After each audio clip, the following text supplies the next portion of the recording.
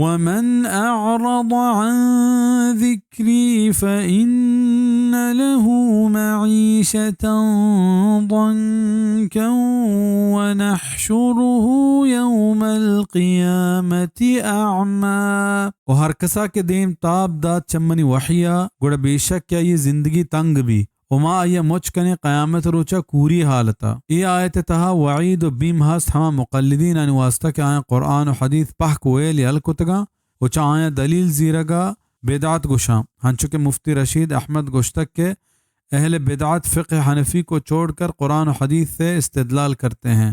ارخائے Annan کے لیے ہم بھی یہ طرز قبول کرتے ہیں، ورنہ مقلد کے لیے صرف قول امام ہی حجت ہوتا ہے. احسن الفتاوی مسئلہ علم غیب تاقدیم 209 جلد 1 فلا حول ولا قوت الا باللہ. یا و مراد دلی سکون و آرامت کیا بی دین دولت مندہ دست نکپی، یا مراد ہمشت کیا یعنی قبر تنگ کو ترپش بند وہی دوئیں مراد بیت کنا. امام ابن کثیر ای بابتا یک مرفوع حدیث ذکر کو تک کہ واجہ صلی اللہ علیہ وسلم فرمائیں کہ چا معیشتا ضنکا مراد عذاب قبریں. و امام ابن کثیر اسی سند صحیح جید قرار داتا گو قاضی ثناء اللہ پانی پتی تفسیر مظہری تہا گوشی کہ یہ حدیث امام بزارہ گو جیدیں بزن جوانی سندیہ بیان کو تک.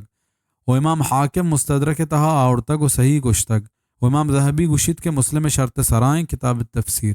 وشی سرجم بیان امام بیہقی رحمہ اللہ نبشتہ کتگیں کتاب عذاب القبر و سؤال الملکین تہا چارک بی بی. ای آیت مارا ہمیں درسہ دند کہ مسلمانانی معیشت ہما وحدہ جوان بھی کیا قرآن و حدیث و دی زندگی دستور جوڑ بکنا و ہمیں یہ معاشی اصولا بزیرند. مرچی مسلمانانی معیشت تباہ بھی ہے کہ مزن سبب ہمشت کیا چا قرآن و حدیث دیرا میں معیشتانی وشحالی مغرب تہذیبانی رندگیری تہا نہیں انچو کہ مغرب زدہ طبقہ ہمیں گمانا کنند. یا مراد ہمشت کیا آچا چما کور بائیں اچھا دل بصیرتا بزا آئیں چوشیں ہچ دلیل دیما نیت کہ آئیا پیش بکنا و چا عذابہ و تب رکھینا.